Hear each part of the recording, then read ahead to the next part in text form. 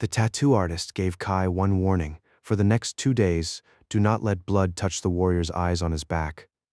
The following night, police found Kai in a narrow alley, shirtless, holding a knife and staring at someone who was not there. A man lay injured behind him. And on Kai's back, the warrior's eyes seemed wider than they had been the day before. Chen ran a tattoo shop in northeastern China. He knew the old rules. Dragons should not cross the shoulder, tigers should not be shown walking downhill, and certain powerful figures should never be drawn with their eyes fully open. He did not believe every old saying, but he respected the ones that had survived for generations. One morning, 3 young men entered his shop. Their leader, Kai, dropped a picture on the counter. It showed Guan Yu, a warrior associated with loyalty and judgment. Kai wanted the image tattooed across his entire back. Choose something else, Chen said. A tiger, a wolf, anything. Kai laughed. When Chen still refused, Kai pulled a small knife and held it near his neck. Chen knew arguing would make things worse.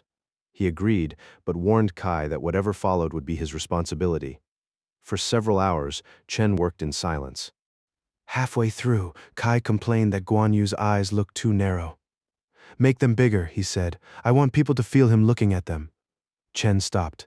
In old temple paintings, Guan Yu's eyes were often lowered. Local artists said fully open eyes meant the warrior had already passed judgment. Kai smiled. Then let him judge. So Chen widened the eyes. By evening, the tattoo was finished. The armor covered Kai's back, and the long blade curved across one shoulder. The warrior's face looked strangely alert for a flat image.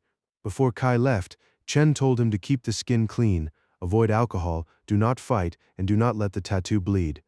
Then he added, especially across the eyes.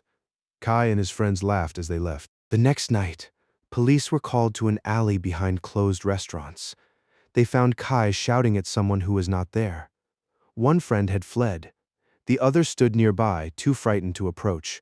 Kai ignored the officers and rushed toward them, but they knocked the knife away and restrained him. Only then did one officer notice the tattoo.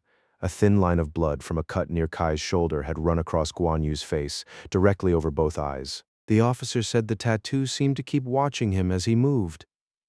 At the station, Kai remembered leaving a bar and hearing footsteps behind him. Every time he turned, the alley was empty. But a voice kept repeating one sentence. He's already been judged. Kai could not explain who the voice belonged to or why he had listened. Police asked Chen to identify the tattoo.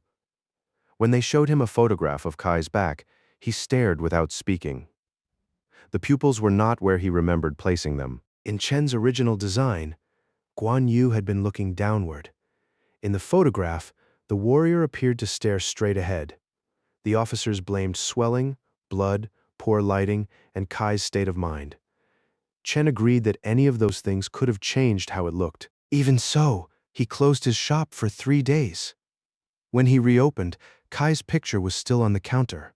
A thin black line had been drawn across both of the warrior's eyes. Chen knew he had not drawn it. Someone could have entered while the shop was closed, though he found no sign that anyone had. After that, whenever a customer asked for Guan Yu with fully open eyes, Chen gave the same answer. Some images are not meant to look back.